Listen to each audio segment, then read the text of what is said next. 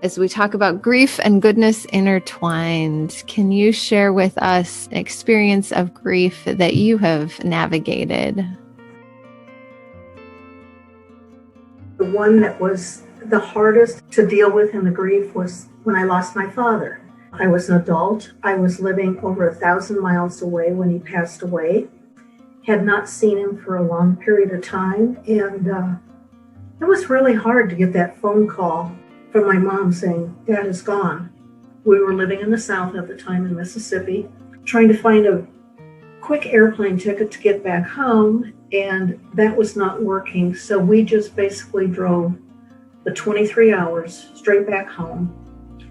Me basically bawling all the way with all the regrets of what I hadn't said. I hadn't seen him.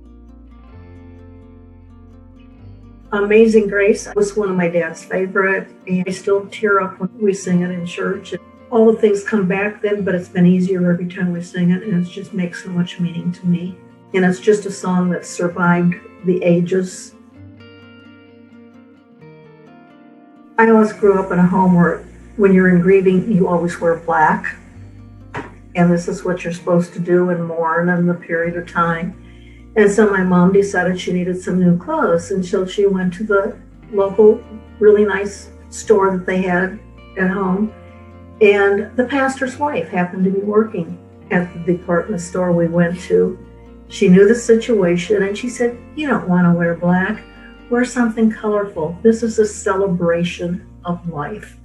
And that has just stuck with me through the whole time that this person is gone, but we are now celebrating the life that was. And we can move on, we can still grieve, we can still mourn, but never forget it's a celebration of the person. A very good friend down there, after the whole process and I returned, gave me a book, but it was called The 10 Steps of Grief. The steps to go through, and they're okay to go through. You can be mad, you can be angry. All the feelings are fine. God understands. I think it was just the support of family and friends that made it easier. No advice, no, it'll get better. Just being there with you through the grief process. And if you asked for something, they were there to help you.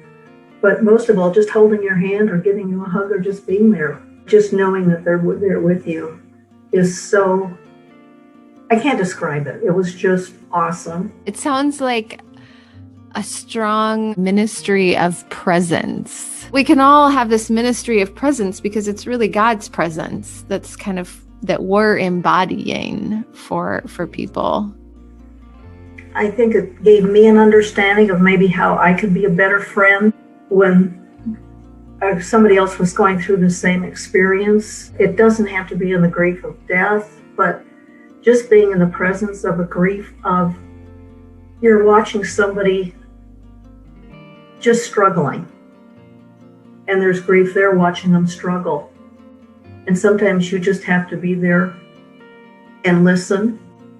If you're close enough, you can give them a hug. You just have to be there wherever you can for them.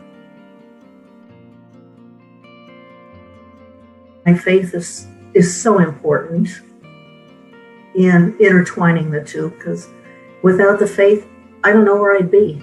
They're so intertwined sometimes that it does take the clarity that faith can bring, whether it's scripture or the community, or just the encouragement to pause like we do in the Lenten season or with a Sabbath.